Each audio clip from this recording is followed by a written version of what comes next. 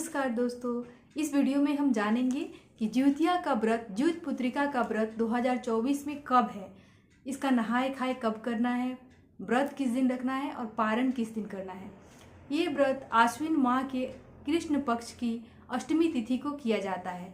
सप्तमी के दिन हम इसका नहाए खाए करते हैं, अष्टमी के दिन व्रत रखते हैं और नवमी के दिन पारण करते हैं। इस बार अगर किसी को नया व्रत भी उठाना है, जिन लोगों का बच्चा हो गया है, चाहे बेटा हो या बेटी, बहुत लोग सोचते हैं कि बेटी है तो व्रत नहीं करना है, बेटा है तभी व्रत करना है। जी नहीं, ऐसा नहीं है। संतान तो बस संतान है, बेटा हो चाहे बेटी। आजकल तो ज़्यादातर लोगों को एक ही रहता है, चाहे लड़का हो या लड़की। बहुत लोगों को 2-3 भी होता है। लेकिन अगर आप व्रत करना चाहती हैं, आपकी सिर्फ बेटी है, तो भी आप व्रत कर सकती हैं।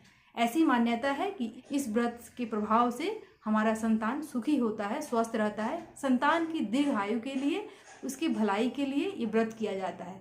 इसीलिए आप अगर नया शुरू करना चाहती हैं तो भी इस बार ये व्रत उठा सकती हैं, क्योंकि कभी कभी मल मास होता है, अधिक मास पड़ जाता है, लेकिन इस बार कोई अधिक मास नहीं है। इसीलिए निसंदेह आप इस बार व्रत को उठा सकती हैं। तो जिनको नया शुरू करना है वो जरूर उठाएं। तो इस बार यह व्रत पड़ा है 25 सितंबर को। 24 तारीख को हमें नहाए खाए करना है, 25 तारीख को व्रत रखना है और 26 तारीख को पारण करना है। मंगलवार के दिन पड़ा है नहाए खाए। नहाए खाए के दिन नहा धोवा करके खाना चाहिए। वैसे तो हम लोग डेली ही नहा धोवा करके ही खाना बना के खाते हैं, लेकिन ऐसा मान्यता है, पहले के लोग ऐसा कहते थे कि मैंने नहाए खाए, कि उस दिन जरूर नहा करके ही खाना है। तो देख लीजिएगा आपके घर का क्या नियम है। हमारे यहाँ तो उस दिन बिना प्याज लहसुन का खाना बनता है, किसी किसी के घर प्याज लहसुन डाल के बनता है, किसी के यहाँ मछली चावल खाया जाता है, किसी के यहाँ पकौड़ा वगैरह खाया जाता है। हमारे यहाँ चावल दाल सब्जी दही पकौड़ा ये सब खाते हैं नहाए खाए के दिन। और दूसरे दिन 25 तारीख को व्रत रखते हैं। उस दिन हमें सुबह में चिवड़ा दही चीनी झुगनी के पत्ते पर चढ़ाते हैं, खुले स्थान में, छत पर हो, आंगन में हो या छज्जा पर हो। आप अपने घर का नियम देख लीजिएगा, आप अपने बुजुर्गों से पूछ लीजिएगा, जैसा आपके यहाँ चलता हो वैसा कीजिएगा। हमारे यहाँ ऐसा होता है। और पारण के दिन सुबह उठ करके गरम गरम ताज़ा खाना बना करके, जिसके यहाँ जो चलता है वो, जैसे हमारे यहाँ चावल दाल सब्जी कढ़ी बड़ी ये सब बना करके खाते हैं। किसी किसी के यहाँ जो किचन के दरवाज़ा के सामने, जिसे ओरी कहा जाता है, वहाँ पर बैठ करके अपने पूर्वजों को चढ़ा करके प्रणाम करके दान करके उसके बाद वहीं बैठ के खाया जाता है।